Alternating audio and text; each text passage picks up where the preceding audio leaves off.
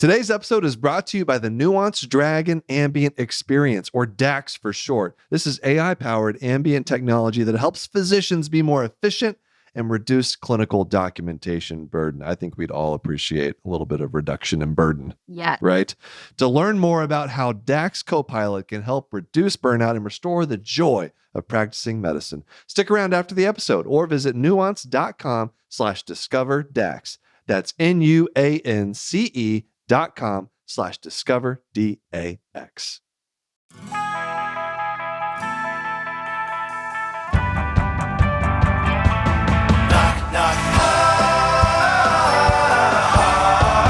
Knock, knock, hi.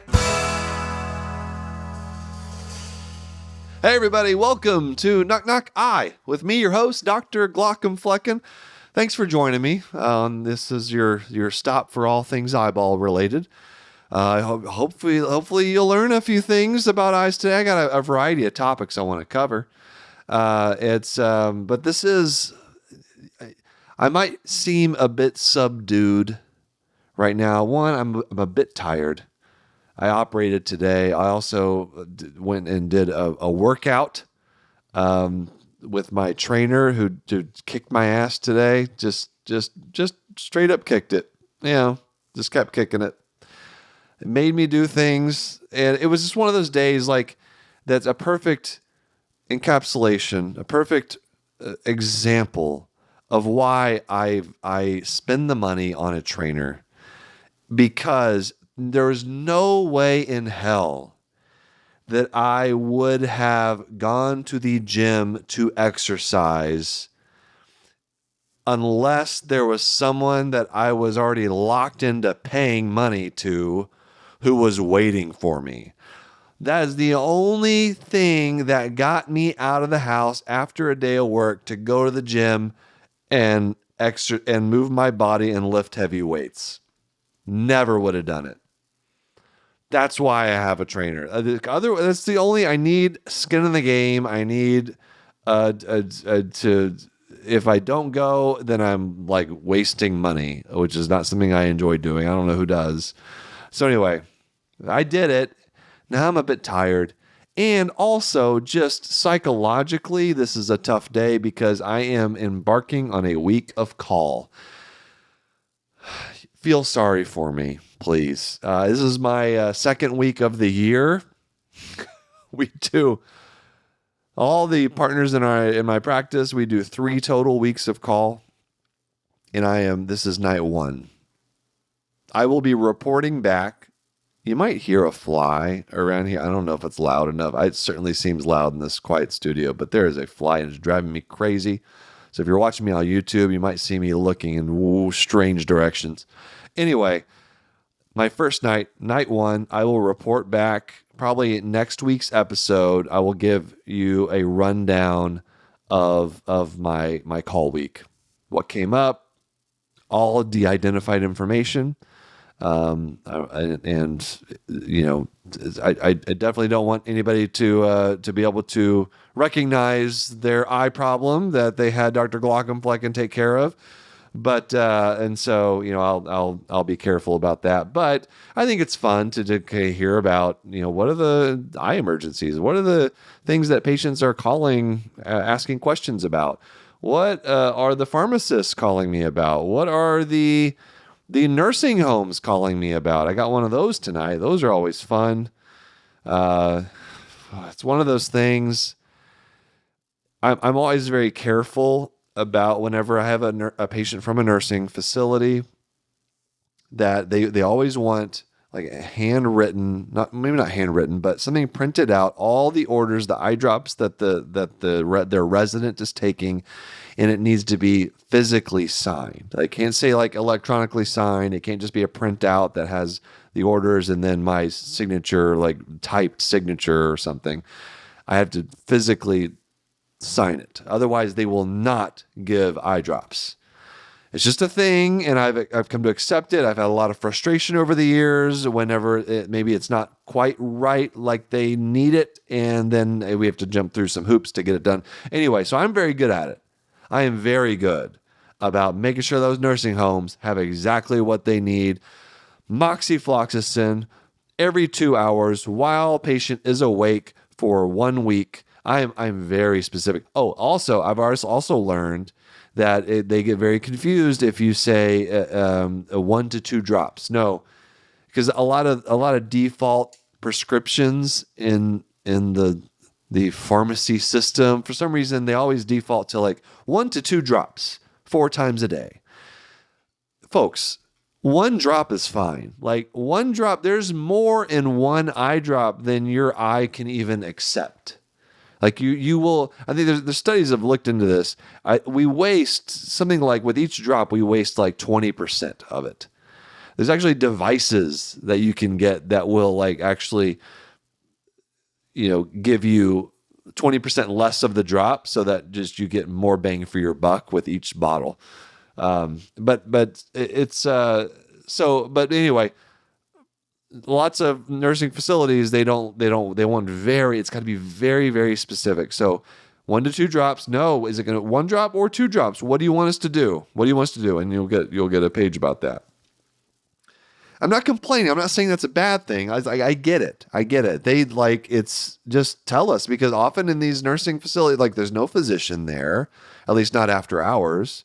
I assume there's a doctor that rounds in nursing homes. I know that happens, but overnight there's nobody. So they want very explicit instructions. So it's always 1 drop, guys. 1 drop. No 2. You never have to do 2 drops simultaneously. You're just wasting it. You're just wasting medication. All right. 1 drop is plenty. So anyway, that's been my evening so far, which is, I can't complain. I can't complain about call. I honestly, I can't. Ever since, and it's still like so vivid in my mind, the first night I did with the surgery. So this is med school. I was on vascular surgery. That was my required surgery clerkship. And the first night, we were up all night, obviously, as you are whenever you're a trainee in general or any kind of surgical subspecialty or surgery field at an academic center. You're just always. And we were up all night. As a med student, they sent me to sleep for like a couple hours. So I actually got a nap, but it was like 6 a.m. We just finished operating. Again, I did a lot. I stood behind those trash cans. I made sure that I opened them up when someone needed to throw something away. Anyway, 6 a.m., the chief resident was writing an op note or a discharge summary or something, and like mid-word typing was nodding off, falling asleep. I was like, God, like this person, first of all, working her ass off, but was just operating on someone like 10 minutes earlier. And like, that's how tired this person was. And she did an unbelievable job. It's the adrenaline that keeps you going. And when you're operating, right? And when you're that tired, like you're not going to fall asleep while you're doing surgery because you have that adrenaline. You don't want to screw up. You want to do your best possible surgery. But then once she was done, she sat down at the computer. It's just like all that stress and tension and adrenaline just was gone, and just like she could not even get through a note typing, could not finish a sentence. And I was like, that's a bad call. Like that was my framework in my mind as a third-year med student of what a terrible call is. And I've had calls as a resident that got there. That was really close, where I struggled I was in the hospital doing open globes.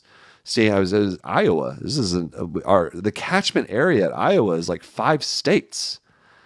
I mean, people get flown into Iowa all over the place, especially traumas. And so a huge trauma center at Iowa. So there would be call nights where I was seeing like 5 or 6 orbital fractures, a couple open globes, maybe a little angle closure glaucoma thrown in there. I don't know, chemical burns. We just regularly see people in the burn unit, farming accidents, lots of stuff. And so there were nights when I was up all night operating or just taking care of patients, seeing patients in the ED. They would, I'd look at the board. I just eye problem. Took a picture of it once. Still can't find that picture, but I was like, this is unbelievable. I've never seen so many eye problems. Is this an eye hospital? Surely there are other things.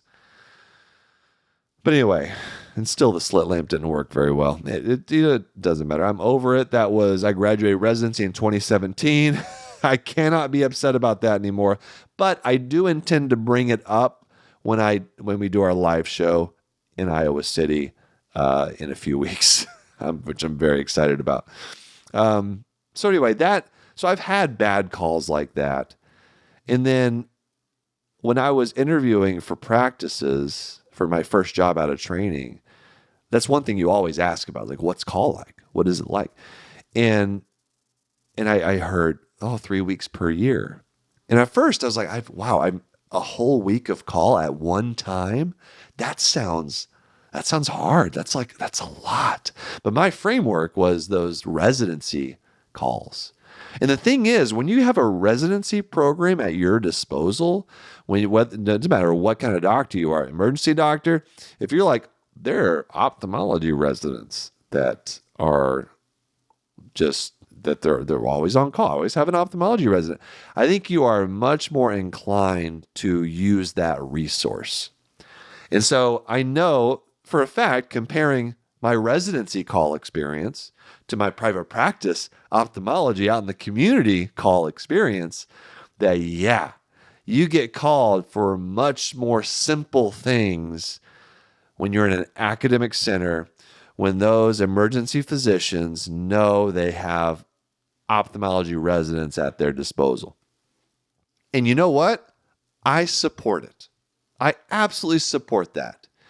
Because when you're a resident, that's when you want to see as many emergencies, as many eye emergencies as you possibly can, while you have a tremendous amount of support around you.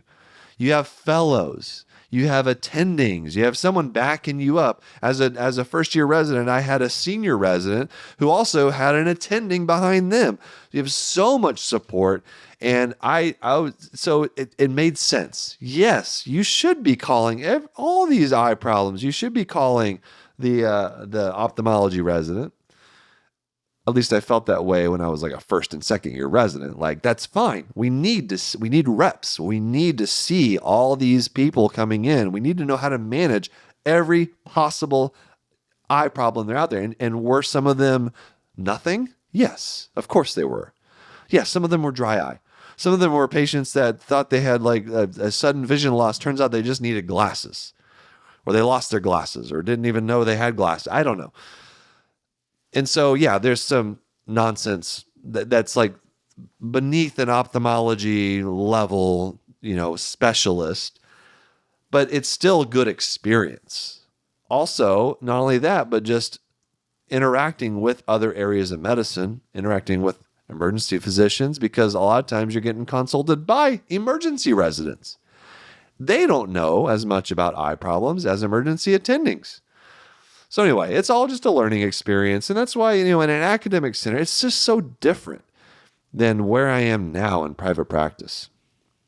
And and now, like, the attendings, the emergency attendings that I interact with, they are so knowledgeable about eye problems. Despite the fact that they're working in really like less than ideal ophthalmology equipment, tonal pins that are like half broken or totally broken or just non-existent, slit lamps that don't work or are missing parts, or the light bulb's been burned out for 7 years, yet they're still able to like do quite a bit and give me good information. And so I have been I've been very impressed by the emergency physicians out in the community and what they're able to do with regard to ophthalmology care. Because honestly, outside of ophthalmology training, like physicians, you don't get eye education very often and very well. That's a problem because lots of different specialties have eye overlap, especially with emergency medicine. So they're able to do quite a bit out in the community, which I very much appreciate. And so now my call is very manageable. I can't even complain about it. I try not to lose perspective, try to remember what it was like at Iowa. Like, it could be so much more difficult than it is. And so why am I complaining? But you know what? I still don't want to do it. All right, let's take a break. All right, so a couple things I want to talk about. Kristen and I were coming home from Raleigh. We had our first stop in our Wife and Death tour at the Raleigh Improv. Awesome crowd, fantastic show, so much fun. The show was at 3 p.m. We like doing the like kind of late afternoon kind of matinee time frame. And what I found is that a lot of our audience for these shows ends up being physicians or people that know physicians who dragged along to the show by their physician friends or spouses or colleagues. And I think people are tired in the evening. There's definitely because we've done this show, because we did some test shows in California. We did some shows, some evening shows. We did some matinee shows like 3 p.m., 7 p.m. We've done both. And the crowd just 7 p.m., same show, but just like the crowd has more energy earlier in the day because, and I'm including myself when I say this, like, we're all kind of old. We're like, it's not a lot of 20-year-olds that come to my show. Okay. And it's like professional, it's medical professionals. They've been at the game for a while and they're tired. And so I really appreciate the energy a little bit earlier. Get the show in, 3:00. People still have some energy. They're ready to go. And then you leave the theater and you can go just enjoy family time, have dinner, go to bed by 9 p.m. I think it's great. I love it. I love the matinee show as a performer and as an audience member too. I think it's great. So anyway, we were on our way back. I have tangential thinking tonight, so I apologize for that. But we were on our way back, and on the flight, it was dark. We're flying at night. The captain comes on, and he says, if you look out your window, you can see some northern lights. Very unusual for them to be this far south. And this happened, if you guys remember, like a few months ago. It was all over social media. I slept through it. I missed it. But apparently, like almost the entire United States could see northern lights. And so I eagerly looked out my window, and fortunately it was on our side of the plane, so we could see the northern lights. We could see just a faint green. And then Kristen, she takes pictures of everything. She took out her camera and got a much better picture of the northern lights. It looked so much better on her camera, on her phone, than it did with the naked eye. And so, of course, she's like, Will, why is that? Explain that to me. And I was like, let me make a podcast episode about it. So here we are. It's actually a very simple explanation. The northern lights occur at nighttime, obviously, when your eye is in a dark adapted state. Your cones are kind of dormant. Your cones are your color sensing cell. That's where your color sensing, your pigment is. Your color pigments, your what we call opsins, your cone photoreceptors.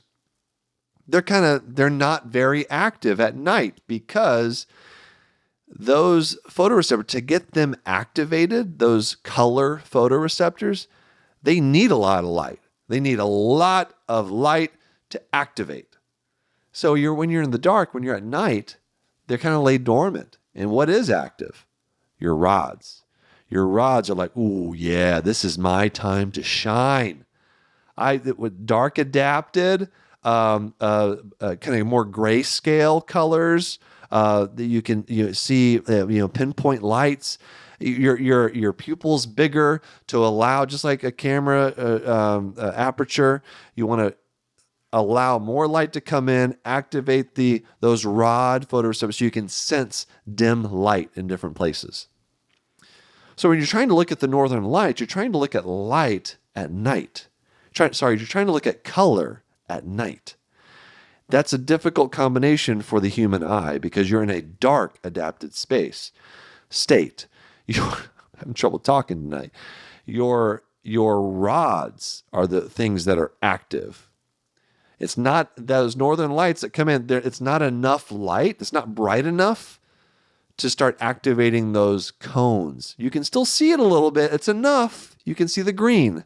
The green is the easiest wavelength to recognize in that situation. And so why does it work better on a camera, on a camera flash, or not a flash, just a camera or your phone?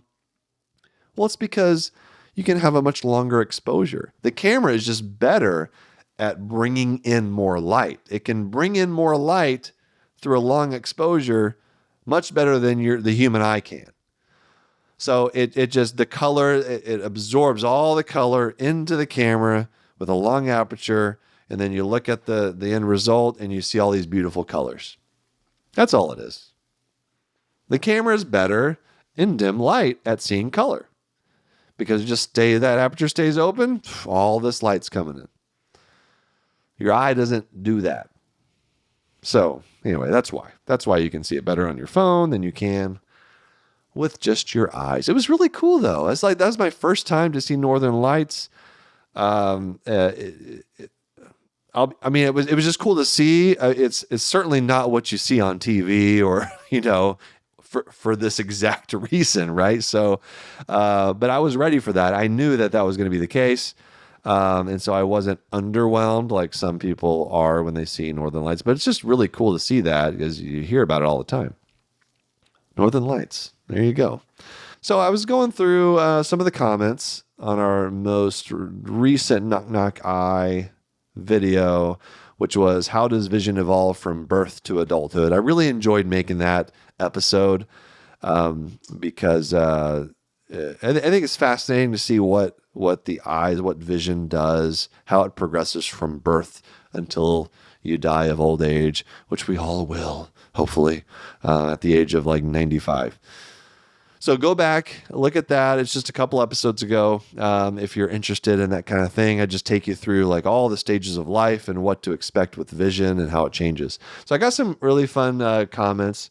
As always, that episode was kind of wide ranging. I touched on some other topics as well. But I thought I would just bring up a couple of these. So at Hoy to Sarah says, suggestion for eyeball topic, Lagophthalmos.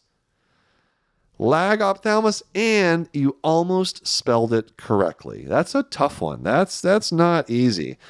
Lagophthalmos, Lagophthalmos. It's the PH-TH combination that gets people. PH-TH-ALMUS. My stepsister discovered she sleeps with her eyes open after she had LASIK and got repeated corneal abrasions from the dryness it caused. Yeah, this is a big problem for a lot of people who sleep with their eyes open. Now, when you're young, you have a very robust tear film.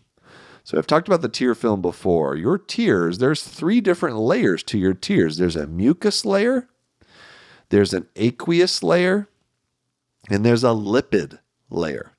So you have mucus right on top of your eye, then you have your tears, and then you have an oil layer that insulates your tears, that keeps the tears on the eye. And when you're young, if you look at a little kid, here's something you should try to do. if you're like, let's say you're like 40, like me, I'm not 40 yet, but I'm close. Try to have a staring contest with a 5-year-old. And if, as long as this 5-year-old is like willing and able to sit there and do this, I would put money down that that 5-year-old can stare without blinking much longer than you can. That's because that 5-year-old has an extremely robust and healthy tear film. Once the tear film starts to break down, then maybe you don't have those lipids that insulate the tears as well. The oil glands don't work as well in your eyelid. Well, your tears will start to evaporate more quickly. And then you'll feel that urge to blink. Your eyes will start watering. Your eyes are watering because your body's telling you, blink, you dumb idiot. What are you doing? Stop staring at this 5-year-old and blink your eyes. Fine, you're not going to blink? I'm just going to squeeze all the lacrimal glands you have, and I'm going to just flood your eye with tears because you're not blinking. That's why you start tearing. And so, but the 5-year-old, like their tear film's perfect. They can just go all day. And so if you sleep with your eyes open, it's not as much of an issue usually when you're younger. Now, in this example, this person had LASIK. LASIK's an interesting thing. We've talked about LASIK before, but especially right after LASIK and potentially long-term, you can have significant dry eye symptoms.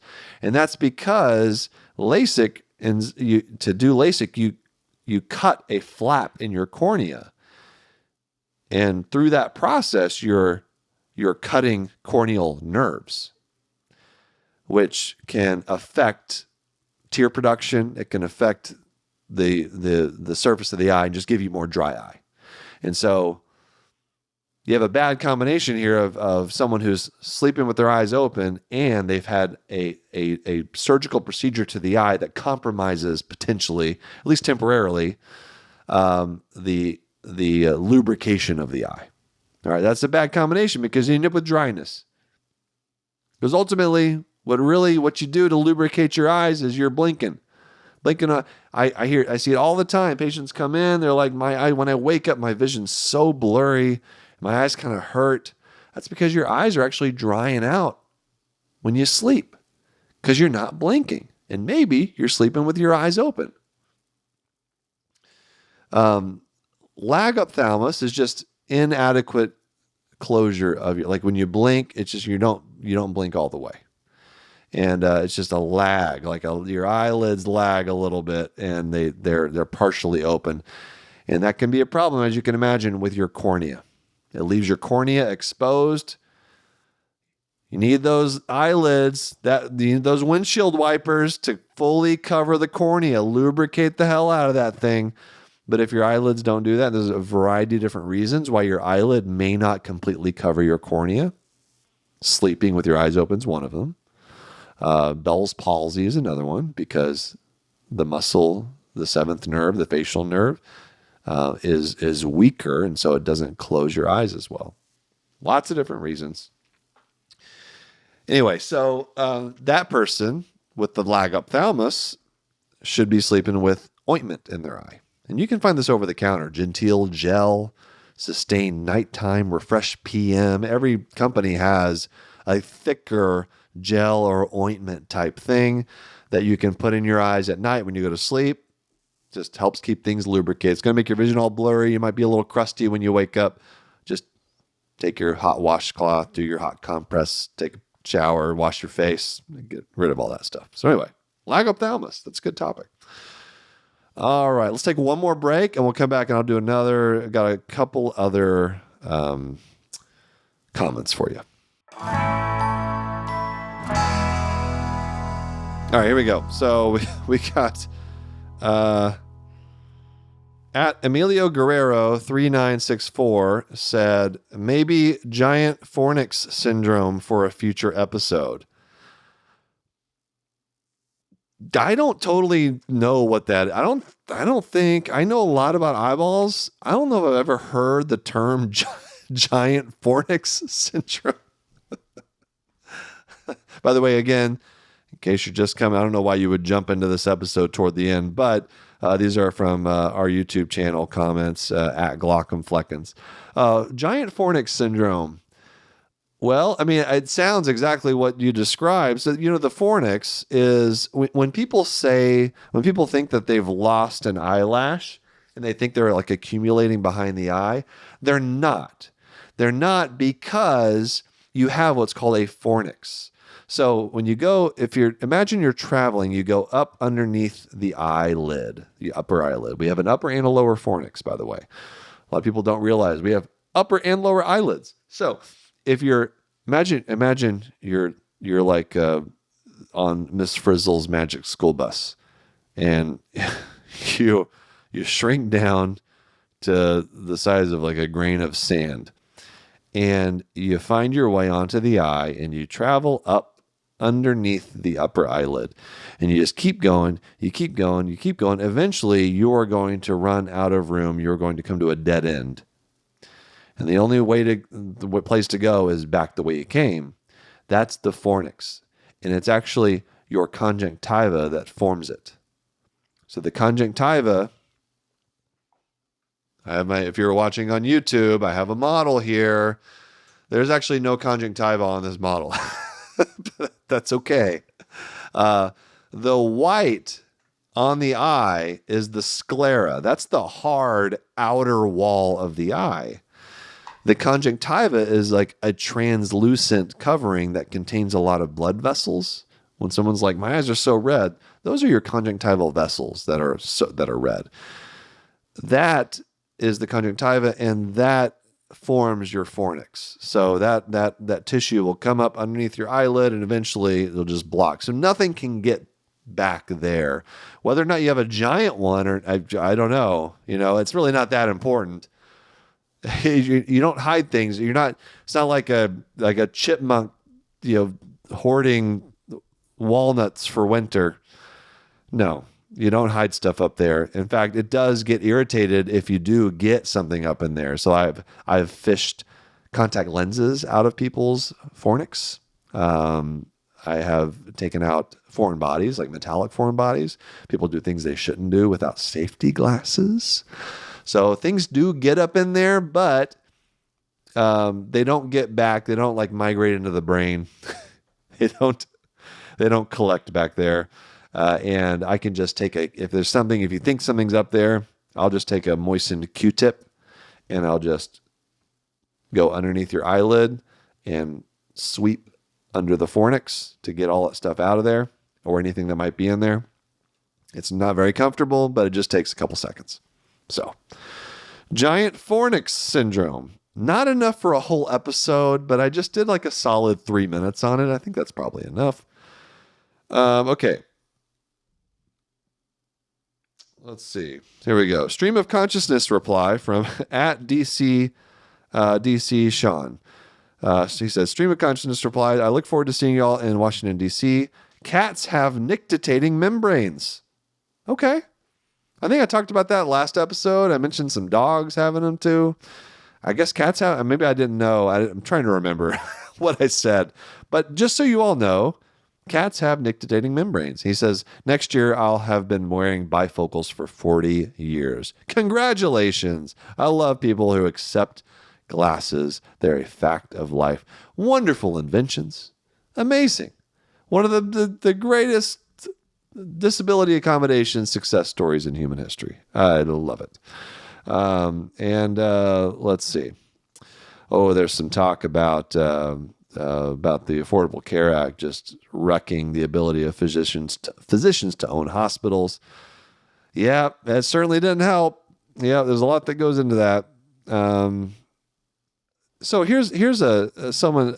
I also have a comment about. There's something about dogs. There we go. Oh, and not just dogs. At Daphne0123 says, please talk more about eye surgery for animals. All right, here's what I'm going to do. I think comparative anatomy is very fascinating. So we are getting to the end of this episode. I don't want us to go too long, and I want to make sure I spend some time. I'm going to do some research. I don't do a lot of research these days. I'm going to do some research. I'm going to find some comparative anatomy, specifically around dogs. I'll just focus on dogs. We can do other animals if you guys want. Now, keep in mind, I do not have any formal training in any kind of animal other than human. I am a human ophthalmologist. So we will learn together. How about that? And I will learn some things about dog anatomy. Hopefully I get some comments from some vets. I've had some vets on the podcast. No, not. Maybe I should go back and invite a couple of our vet guests that we've had and have them. We can compare and contrast cataract surgery and a dog and a human. How about that? I have operated on a cow eye before. Very difficult. They have a very soft lens. It's kind of hard to do that surgery. Dogs, I've never done a dog eye. So anyway, I'll look it up and stay tuned. Next episode, we'll do a little comparative anatomy specifically for the eye and also specifically about cataract surgery on dogs versus humans. All right, so stay tuned for that. Let me know if you have any comments or suggestions for episode topics that you want me to discuss. It could be about the eyes or just anything in general. Social media, medicine, I don't know. It's economics. Don't ask me about economics. I don't know anything. I was having trouble coming up with a third thing. I'm tired. I need to go to sleep so that I be well rested for my arduous call that I'm embarking on. So I'll also give a call update next week. So a couple things on the docket. Stay tuned for that. knocknockhi@human-content.com if you want to reach out to me. And again, leave a comment on my YouTube channel at Glaucomfluckins. Just pick the most recent episode. You can watch it there if you want, but if not, just give me a message or a comment. Leave a comment. Special thanks to my producers, Aaron Corney, Rob Goldman, and Shanti Brook. Editor and engineer Jason Portiz. Our music is by Omer Bitzvi. Thank you all so much for listening. I love doing these for you guys. I learn a little bit too, just seeing the comments and seeing what you think. So I appreciate that. And we'll see you next time.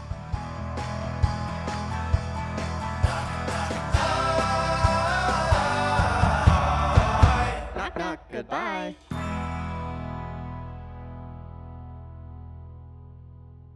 Thanks for watching the episode. You can find more on that playlist over there. If you prefer to listen or you just had your eyes dilated, you can binge full episodes wherever you get your podcasts. Or join the party over on Patreon, where you get early access episodes, hang out with us, get lots of exclusive bonus content. Hope you subscribe, leave a comment below. Let us know what you think.